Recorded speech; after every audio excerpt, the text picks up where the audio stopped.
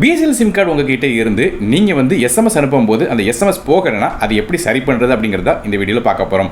So வீடியோக்குள்ள போக முன்னாடி சேனல் சப்ஸ்கிரைப் பண்ணுங்க, பக்கத்துல இருக்க பெல் ஐகானை பிரஸ் பண்ணி தொடர்ந்து உங்க ஆதரவு தாங்க.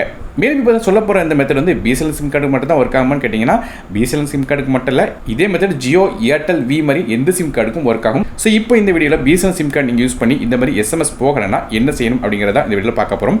சோ இதுக்கு ரெண்டு விதமான மெத்தட் இருக்கு. முதல் மெத்தட் வந்து பார்க்க முன்னாடி வந்து இப்போ எல்லாரும் வந்து கூகுள் மெசேஜஸ் தான் நீங்க யூஸ் பண்ணிட்டு இருப்பீங்க. ஸோ நம்ம யூஸ் பண்ணுற மோஸ்ட் ஆஃப் த பிராண்ட்ஸில் உள்ள ஆண்ட்ராய்ட் ஸ்மார்ட் ஃபோன்ஸ் எல்லாத்துலேயுமே வந்து கூகுளோட டிஃபால்ட்டான எஸ்எம்எஸ் ஆப், அதாவது இந்த கூகுள் மெசேஜஸ் அப்படிங்கிற ஆப்ஸ் தான் வந்து பயன்படுத்திட்டு இருக்கோம். இந்த ஆப்புக்கு வந்து எஸ்எம்எஸ் பேக் ஒன்றும் இருக்கணும் அப்படிங்கிற தேவையில்லை. டேரெக்டாக இன்டர்நெட் இருந்தாலே போதும், உங்களுக்கு வந்து எஸ்எம்எஸ் வந்து பேரும். ஆனால் இந்த எஸ்எம்எஸ் வந்து எப்போ ஒர்க் ஆகும் கேட்டிங்கன்னா உங்கள் ஃப்ரெண்ட்ஸ் எல்லாம் ஃபேமிலி மெம்பர்ஸ்க்கு அனுப்பும்போது எந்த விதமான பிரச்சனையும் இருக்காது. ஆனால் நான் ஏற்கனவே சொன்ன இந்த ரெண்டாவதாக பேமெண்ட் ரிலேட்டட் ஆப்ஸ், அதாவது வெரிஃபிகேஷனுக்காக அந்த ஆப் வந்து எஸ்எம்எஸ் அனுப்பும்போது போகாமல் போயிடும். ஸோ அந்த பிரச்சனை உங்களுக்கு இருந்துச்சுன்னா நீங்கள் செய்ய வேண்டிய விஷயம் கேட்டிங்கன்னா கூகுளோட இந்த மெசேஜஸ் ஆப்பை ஓப்பன் பண்ணிக்கோங்க. இப்போ உங்களுக்கு ரைட் சைட் டாப்ல வந்து உங்களோட ப்ரொஃபைல் பிக்சர் தெரியும், அதாவது என்ன கூகுள் அக்கௌண்ட்ல நீங்க லாகின் பண்ணிருக்கீங்களோ அதோட பிக்சர் தெரியும். ஸோ அதை டேப் பண்ணிக்கோங்க. டேப் பண்ண உடனே உங்களுக்கு வந்து சில மெனுஸ் காட்டும். அதில் பாட்டம் சைட் பார்த்துட்டீங்கன்னா மெசேஜஸ் செட்டிங்ஸ் அப்படிங்கிற ஒரு ஆப்ஷன் தெரியும். அந்த ஆப்ஷனை டேப் பண்ணிக்கோங்க. இப்போ டேப் பண்ண உடனே உங்க போன்ல எத்தனை சிம் கார்டு இருக்கோ அத்தனை நம்பர் உங்களுக்கு காட்டும். அதாவது டியூல் சிம் யூஸ் பண்ணீங்கன்னா 2 சிம் கார்டோட நம்பர் காட்டும். அப்படி இல்லை ஒரு சிம் யூஸ் பண்றீங்கன்னா ஒரு நம்பர் காட்டும். ஸோ இப்போ இந்த 2 சிம் கார்டு நம்பர்ல எந்த சிம் கார்டு நீங்க பிஎஸ்என்எல் சிம் யூஸ் பண்றீங்களோ அதை டேப் பண்ணிக்கோங்க. இப்போ டேப் பண்ண உடனே உங்களுக்கு மறுபடியும் ஒரு ஆப்ஷன்ஸ் எல்லாம் ஓப்பன் ஆகும். அதில் பாட்டம் சைட் கடைசியில் பார்த்துட்டீங்கன்னா எஸ்எம்எஸ்சி அப்படிங்கிற ஒரு நம்பர் காட்டியிருப்பாங்க. இந்த நம்பரை டேப் பண்ணிக்கோங்க.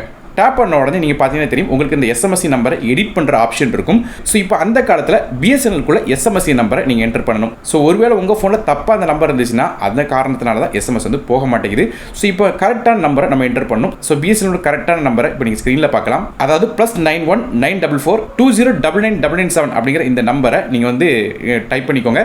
டைப் பண்ணும்போது இந்த நம்பர் எதுலேயுமே வந்து கேப் இல்லாமல் பார்த்துக்கோங்க. குறிப்பாக கண்டிப்பாக ப்ளஸ் அப்படிங்கிற சிம்பிள் இருக்கணும். ஸோ இந்த நம்பர் கரெக்டாக என்டர் பண்ண போகிறோம். கீழே ஓகே அப்படிங்கிற ஆப்ஷன் இருக்கும். இப்போ அந்த ஓகேங்கிற ஆப்ஷனை பிரஸ் பண்ணிக்கோங்க. சோ இப்போ வந்து எஸ்எம்எஸ் கரெக்ட்டா போகுதா இல்லையான்னு தெரியறதுக்காக வந்து உங்க ஃப்ரெண்ட்ஸ் இல்ல ஃபேமிலி மெம்பர்ஸ் யாருக்காவது வந்து டைரக்டாக வந்து இந்த எஸ்எம்எஸ் வந்து அனுப்புங்க. அனுப்பும்போது இன்டர்நெட் ஆஃப் பண்ணிருங்க. ஏன்னா ஏற்கனவே சொன்ன கூகுள் மெசேஜஸ் வந்து இன்டர்நெட் இருந்துச்சுன்னா ஆட்டோமேட்டிக்கா அந்த இன்டர்நெட் பயன்படுத்தி எஸ்எம்எஸ் அனுப்பிடும். கரெக்டாக நமக்கு சிம் கார்டுல இருந்து எஸ்எம்எஸ் ஒர்க் ஆகலாம் தெரியறதுக்காக இன்டர்நெட் ஆஃப் பண்ணிருங்க.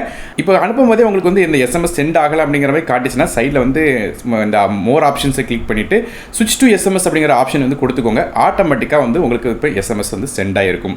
ஸோ இது மூலமாக உங்களுக்கு வந்து கண்டிப்பாக எஸ்எம்எஸ் வந்து சென்ட் ஆயிரும். ஸோ ஒருவேளை உங்களுக்கு இந்த மொதல் மெத்தட் ஒர்க் ஆகலை அல்லது நமக்கு வந்து இந்த எஸ்எம்எஸ் நம்பரை வந்து நீங்கள் கூகுள் மெசேஜஸ் ஆப்பில் வந்து மாற்ற முடியலன்னா அப்போ என்ன செய்யணும் அப்படிங்கிறத இப்போ பார்க்கலாம். அதை 2ஆம் மெத்தடுக்கு போகலாம். ஸோ இப்போ நீங்கள் உங்கள் ஃபோனில் இருக்கிற டயல் பேடை ஓப்பன் பண்ணிக்கோங்க. அதில் வந்து *#*4636 ## அப்படிங்கிற நம்பரை டைப் பண்ணுங்க. டைப் பண்ண உடனே இதே மாதிரி டெஸ்டிங் அப்படிங்கிற ஒரு மெனு வந்து ஓப்பன் ஆகும். அதில் மொதல் ஆப்ஷன் பார்த்துட்டீங்கன்னா ஃபோன் இன்ஃபர்மேஷன் அப்படிங்கிற ஒரு ஆப்ஷன் காட்டியிருப்பாங்க. இதை டேப் பண்ணுங்க. டேப் பண்ண உடனே ஃபோன் இன்ஃபோ அப்படிங்கிற ஒரு ஆப்ஷன் வந்து ஓப்பன் ஆகும். அதில் பார்த்தீங்கன்னா டாப் சைடில் உங்களுக்கு வந்து உங்கள் ஃபோன் நம்பர் காட்டியிருப்பாங்க. மேலும் அதில் டாப் சைடில் வந்து செலக்ட் ஃபோன் இண்டெக்ஸ் அப்படிங்கிற ஒரு ஆப்ஷன் காட்டியிருப்பாங்க. அதில் வந்து ஃபோன் 0 அப்படிங்கிறது டிஃபால்ட்டாக இருக்கும். அதாவது மொதல் சிம் கார்டு என்ன சிம் கார்டோ அதை காட்டியிருப்பாங்க. ஸோ ஒருவேளை உங்ககிட்ட மொதல் சிம் கார்டு தான் பிஎஸ்என்எல் இருந்துச்சு அல்லது இந்த எஸ்எம்எஸ்சி நம்பர் மாற்ற வேண்டிய நம்பராக இருந்துச்சுன்னா அதை அப்படியே விட்டுருங்க. அப்படி இல்லாத பட்சத்தில் 2ஆம் சிம் கார்டாக இருந்துச்சுன்னா அந்த ஃபோன் 0 அப்படிங்கிற ஆப்ஷனை டேப் பண்ணுங்க. டேப் பண்ண உடனே அதில் வந்து ஃபோன் 0 ஃபோன் 1 அப்படிங்கிற 2 ஆப்ஷன் காட்டும். அதாவது இந்த ஃபோன் 0 அப்படிங்கிற சிம் கார்டு 1, ஃபோன் 1 அப்படிங்கிறது சிம் கார்டு 2.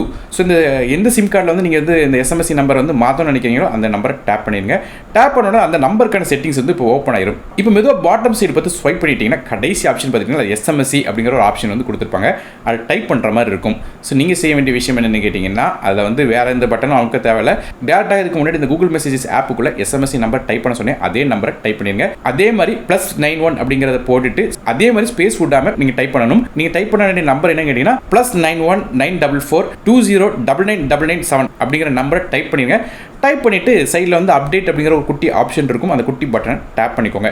இப்போ டேப் பண்ண முடிச்ச உடனே வேற எதுவும் செய்ய வேண்டாம். டேரெக்டாக பேக்கு போயிருங்க. அதாவது பழையபடி பேக் ஆப்ஷன் போயிருங்க. ஸோ இப்போ நீங்கள் என்டர் பண்ண இந்த நம்பர் வந்து ஆட்டோமேட்டிக்காக உங்களுக்கு வந்து இந்த எஸ்எம்எஸ்சி நம்பரில் அப்டேட் ஆயிருக்கும். ஸோ இப்போ வந்து நீங்கள் டேரெக்டாக உங்களோட கூகுள் மெசேஜஸ் ஆப் உள்ள போயிட்டு வழக்கம் போல் எஸ்எம்எஸ் வந்து அனுப்பி பாருங்க. நான் ஏற்கனவே சொன்ன மாதிரி நீங்கள் வந்து இந்த இன்டர்நெட் ஆஃப் பண்ணிட்டு அனுப்பி பாருங்க. அப்போ தான் கரெக்டாக எஸ்எம்எஸ் போகுதா இல்லைன்னு பார்க்க முடியும். ஸோ ஒன்ஸ் இந்த மாதிரியாக பண்ணிட்டீங்கன்னா ஆட்டோமேட்டிக்காக உங்களுக்கு வந்து பிஎஸ்என்எல் சிம் கார்டில் வந்து எஸ்எம்எஸ் வந்து போக ஆரம்பிச்சிடும்.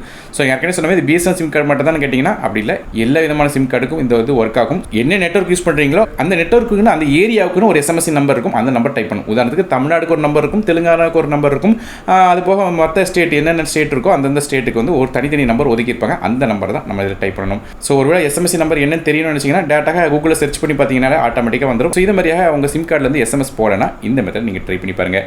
ஸோ வீடியோ பிடிச்சா ஒரு லைக் கொடுத்துங்க, உங்கள் ஃப்ரெண்ட்ஸ் ஷேர் பண்ணி விடுங்க. நானும் டெக் தமிழுக்காக மற்றபடி சந்திக்கிறேன். நன்றி, வணக்கம்.